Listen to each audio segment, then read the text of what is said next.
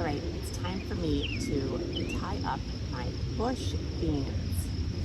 And the reason I do this is that otherwise they tend to, once they get pretty heavy with beans, they tend to flop over. And if it's a wet spring, things like slugs or other insects that might be crawling on the ground will start eating them. No fun.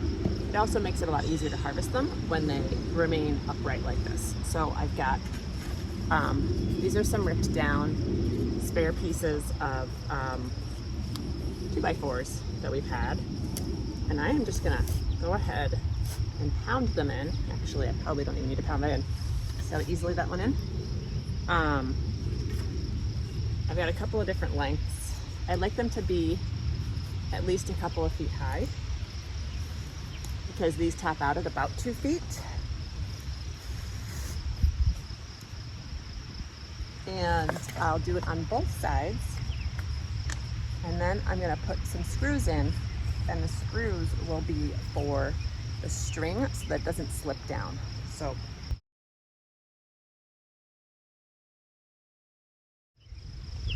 if you really like things level, you could probably even go down to 8, which would really catch everything. And then I'm gonna have to come in again at about 16 inches sometime later this week. I'll drop the second screw in now, and then I'll just need to run my twine.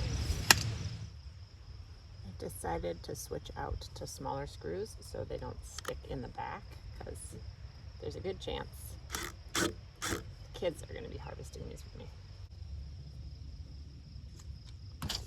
Drop the other one in.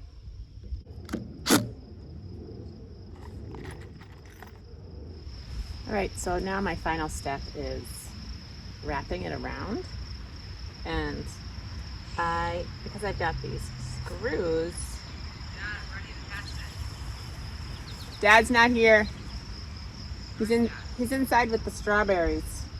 All right, so the whole goal here is to get these a little tighter and more upright. So I have them tied. This is pretty tight. This twine is not my favorite, but I am tying it above the screw. Okay, and I think I'm actually gonna go back across one more time with the twine, just to make sure this is as upright as I can get them.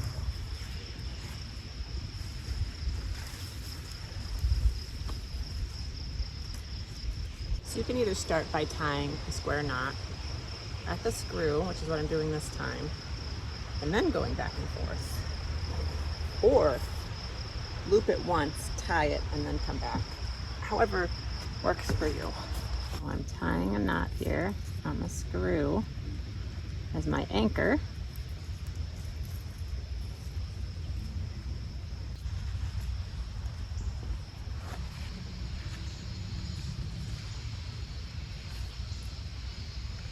I do a loop around, and I'm gonna go back and forth one more time.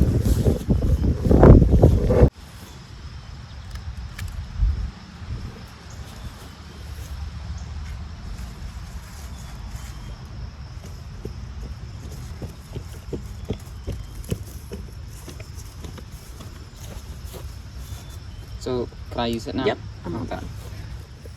So it might not look like a huge difference, but it really does make a difference as the beans start coming into season, how much easier it will be to pick them when the majority of the plant is upright, because they do tend to flop over.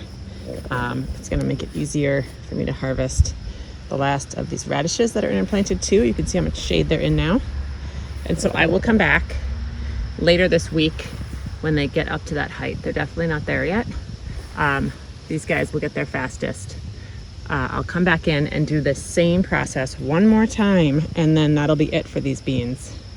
And I think we might have beans in another couple weeks. Look at that. Just noticed this flower as I was working.